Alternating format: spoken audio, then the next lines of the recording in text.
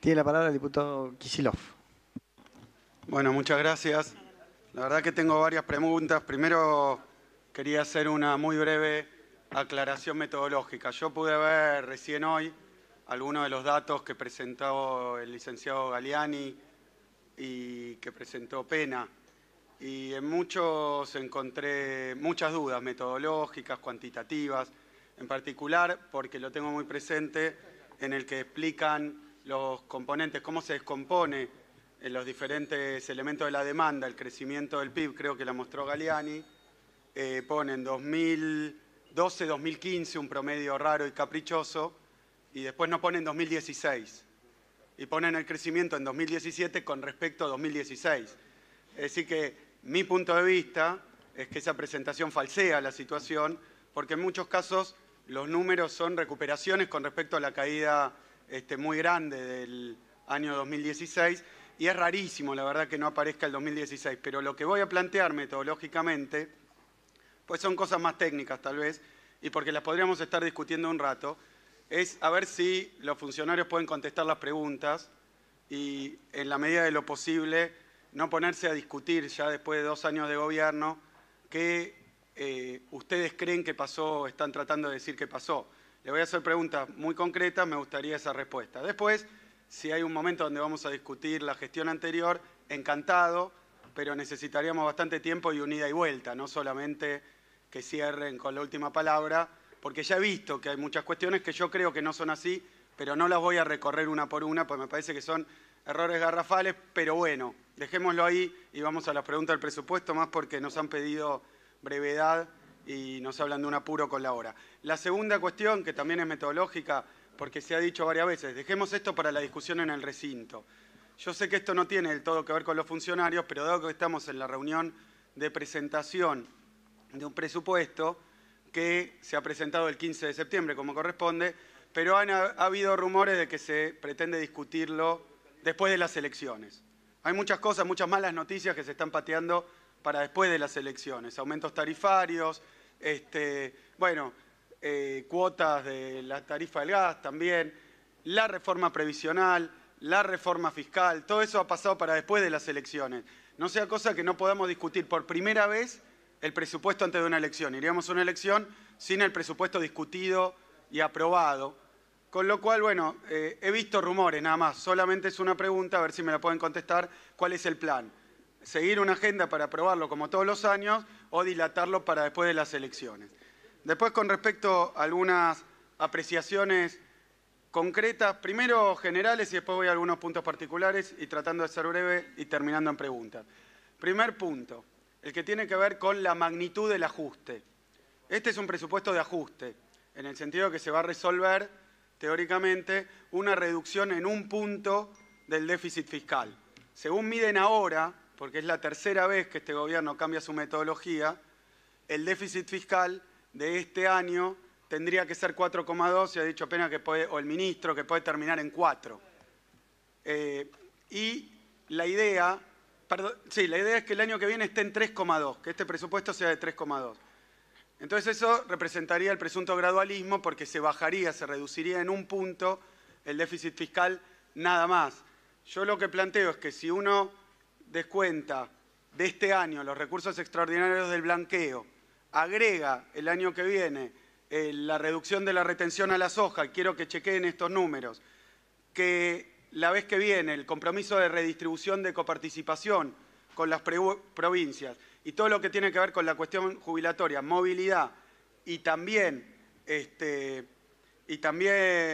esto de la reparación histórica, con todo eso, si comparamos sobre las mismas bases, a mí me da que el ajuste es de 2,6 puntos del producto. Porque si este año hubiéramos tenido las reducciones que piensan hacer el año que viene y no hubiéramos tenido el blanqueo, entonces el déficit hubiera sido prácticamente 6 puntos del producto. Estas son las cuentas que les estoy pidiendo que chequen. Esto sin cuestionar que en el prospecto de la deuda a 100 años se planteó que el déficit primario de 2015 fue 1,8 y el de 2016 2,2.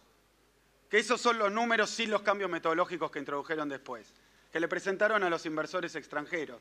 Lo que nadie le cabe ninguna duda es que en el 16 aumentaron el déficit con respecto al 15 y deberíamos discutir los motivos. Yo de nuevo no me voy a expandir demasiado en eso, ni en la cuestión de los desajustes, de las previsiones presupuestarias con respecto a lo que finalmente ocurre. ¿Por qué? Porque hay cuestiones metodológicas. Recién el diputado le preguntaba, bueno, pero usted está diciendo que como computan un aumento de sueldo del 15%, que va a haber una paritaria por decreto el año que viene del 15%, y usted contestó que no, que en el presupuesto ustedes estiman una paritaria o un valor que podría ser otro porque lo dejan abierto a una negociación. Bueno, nosotros poníamos 0 en ese aumento, no para mostrar un déficit o un superávit distinto, por una cuestión metodológica, porque si después no se da ni la inflación ni la paritaria, vamos a tener otros números en el presupuesto, obviamente. Entonces me parece que no es una cuestión para alardear. Ahora bien, el ajuste yo lo estimo en 2,6 puntos del producto, si se computa razonablemente las cuestiones extraordinarias de este año y las que están prometidas para el que viene, si es que la cumplen. ¿Por qué puede ser esto? Porque efectivamente lo que viene pasando es que no se cumplen las expectativas que plantean en el presupuesto. Ni en el 16, que bueno, era otro presupuesto, pero el ministro entonces Pratgay a principio de año corrigió las previsiones macroeconómicas, ni en el 17. Ni en el 17. Entonces, ¿qué es una de las cuestiones que pasa con respecto en punto al ajuste? Que ustedes lo que hacen cuando sube la inflación por encima de lo que habían previsto, no reajustan el presupuesto, lo cual redunda en un ajuste mayor. Redunda en un ajuste mayor. Planteo entonces la cuestión del déficit, después vuelvo a un puntito del déficit, pero simplemente que el déficit es mucho, que la reducción del déficit, o sea, el ajuste el año que viene, es como una confesión de parte con respecto al ajuste del 2018. Es mucho mayor. La pregunta es, si ustedes coinciden con estos números, contando y descontando, ha hecho, mire, me animo a decir, Broda, por ejemplo, ha hecho un cálculo similar con respecto a cuál debería ser el volumen del ajuste, contando todo lo que hay que contar. Por eso les pregunto si estamos hablando de un ajuste de esa magnitud, porque es muy grande, no es pequeño ni gradual. Con respecto a las, por ejemplo, con esto, las tarifas, mi estimación es que aumentarían un 50% más, que parece poco, porque el año pasado, por ejemplo, desde 2015, las tarifas en Provincia de Buenos Aires aumentaron 900%. Pero lo que quiero recordar es que cuando el ministro Aranguren anuncia los ajustes tarifarios que generan esas múltiples manifestaciones y ese presunto ensayo y error y retroceso del gobierno y cambio del esquema de aumento tarifario, de los tarifazos, había planteado un aumento del 1.600. El año pasado hubo un aumento de más o menos el 1.000 en algunas tarifas, 900, en el gas 500. Si se le agrega un 50% el año que viene, llegamos al 1.600%. Lo que está enmascarando esto es que van a hacer el ajuste de Aranguren. Lo van a terminar de hacer. Mi pregunta es, ¿cuánto es el ajuste tarifario total con respecto para el bolsillo del usuario con respecto al 2015? Es muy concreto, está estimado en el presupuesto, quiero saber cuál es. A mí me da, para el caso de electricidad, Buenos Aires, más o menos 1.400%. Y para el caso, sobre el 1.000, sobre el 900 y pico, un 50% más.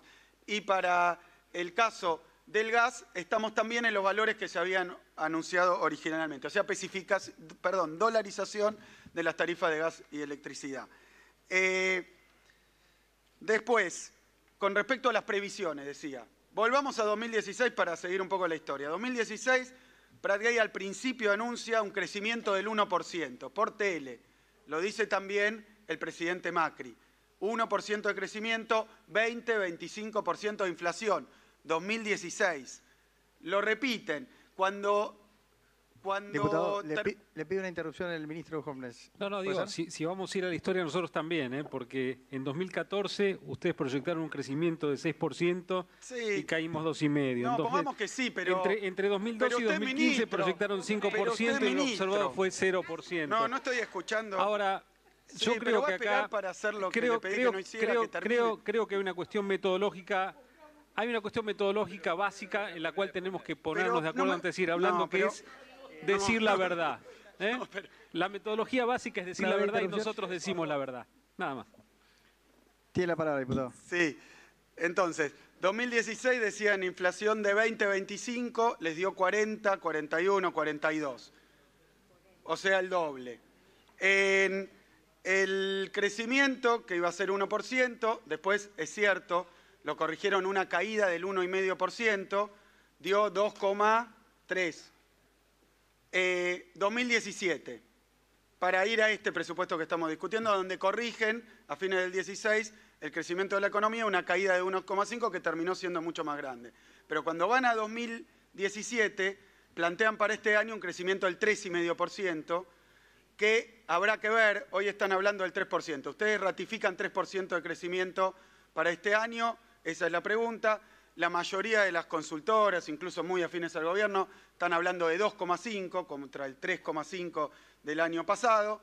Y con respecto a la inflación, porque eso lo discutimos mucho acá, y el año no terminó, y las paritarias sí ya cerraron en buena medida, y van a reabrir por sus cláusulas gatillo, eso tiene que ver con que la inflación que habían planteado para el año pasado era una meta de 12, y yo lo discutí entonces cuando se presentó el presupuesto, pero con otro staff, y 17 de máximo. Y hoy se está hablando de 22, 23. Quiero saber cuál es la estimación de inflación de este año precisa que tienen ustedes, que está bien alejada, y si esto se va a reflejar o no en las partidas, porque cuando hoy ustedes estiman esas reformulaciones presupuestarias, tenían que ver que cuando aumenta la inflación más de lo previsto, lo que se hace es revisar el presupuesto para no hacer ajuste. Entonces la pregunta es si ahora el presupuesto del año pasado lo van a someter a la meta, a la inflación real, que está por encima de la cota inferior de la meta, que era 12, es prácticamente el doble, pero como 5 puntos arriba de la parte superior de la meta. O sea, tercer pregunta concreta, ¿van a revisar el presupuesto de este año para que no sea de ajuste? Tenemos que ver todas las partidas con respecto a 23 y de cuánto fue el ajuste de cada una de las partidas. Con respecto a las metas de este presupuesto, a mí me da la impresión, por eso no me voy a pronunciar tanto porque coincido con el ministro, que un presupuesto es un plan que no tiene la bola de cristal, dijo el ministro, es cierto. Después otra cosa distinta es si cuando le van fallando las proyecciones, corrige o no los defectos que generan. Entonces, esa es la otra pregunta, pero la verdad es que este año están proyectando una inflación. El Banco Central tiene una meta de 10% más menos 2, ¿no? 8 y 12. El mercado hoy está hablando de más o menos, el mercado, digo, las consultoras, el REM, de 16%.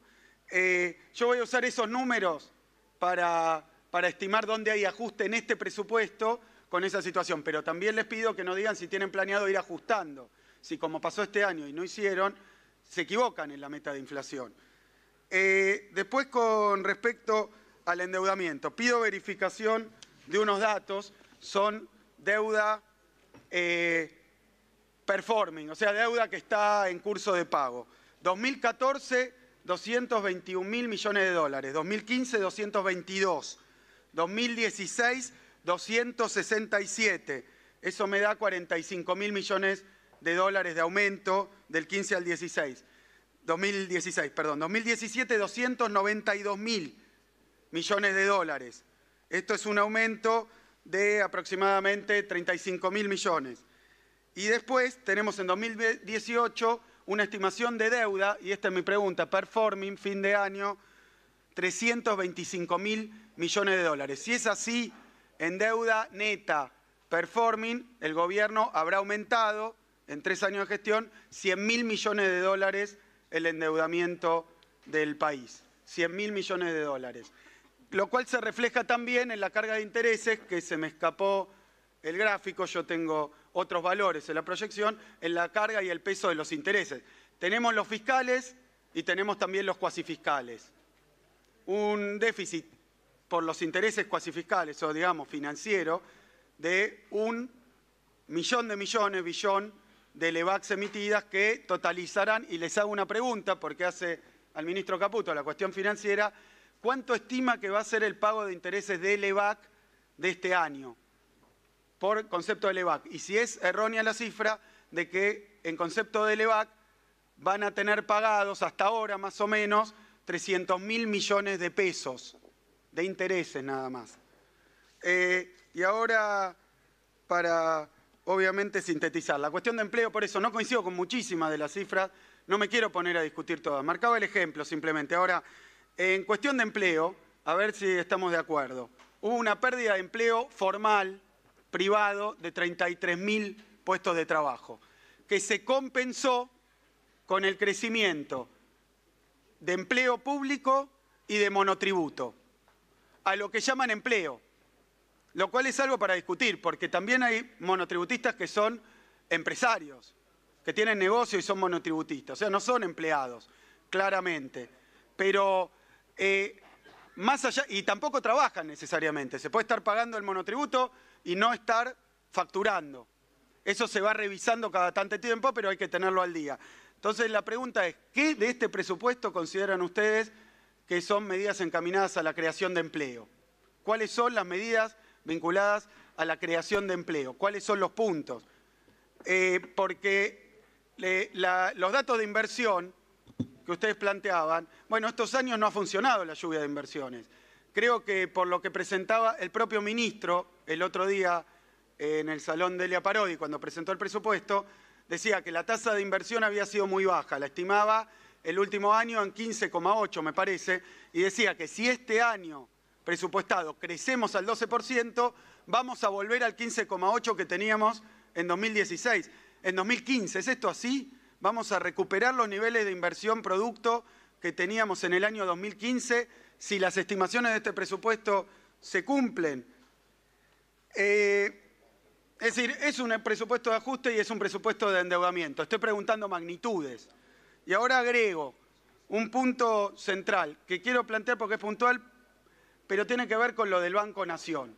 De nuevo, no lo quiero discutir porque nos llevaría un rato y porque durante nuestro gobierno hubo giro de utilidades, lo que recién defendía el ministro, giro de utilidades de banca pública, evidentemente. Lo que me parece es que no corresponde descapitalizar al banco, no corresponde descapitalizar al banco de esta manera. No digo porque el giro de utilidades no lo sea, sino porque está planteado como una merma del capital del banco de 20.000 millones de pesos. Me parece que podríamos discutir en una ley aparte la cuestión de la banca pública. Yo con esto me parece que el Banco Nación tiene un papel testigo, esto representa un 25% de lo que es el Banco Nación, así que me parece que no corresponde. Discutámoslo, pero en otra ley.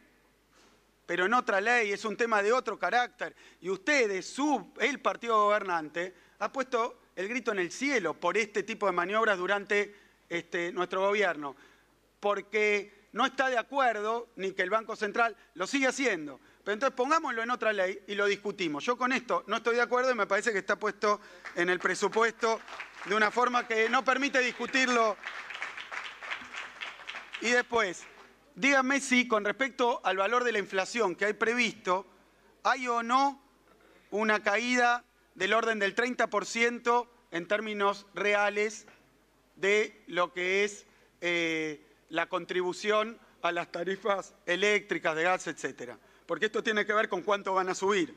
Después, si hay una caída en términos reales de 23% de los gastos asignados a la función industria.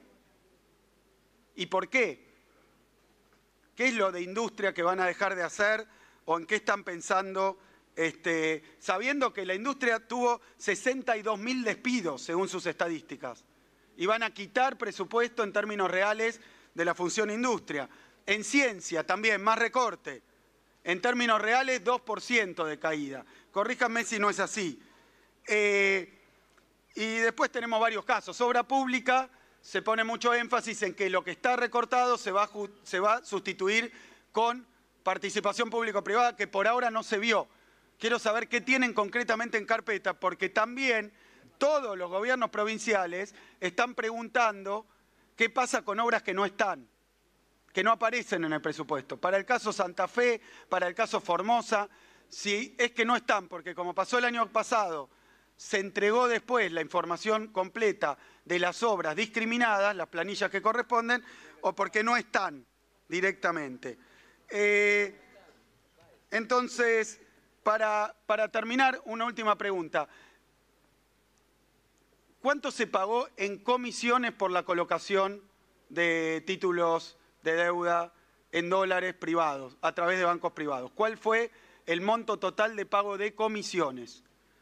Y dicho esto, lo único que me queda para preguntar es si piensan que la política monetaria va a seguir siendo la de ahora.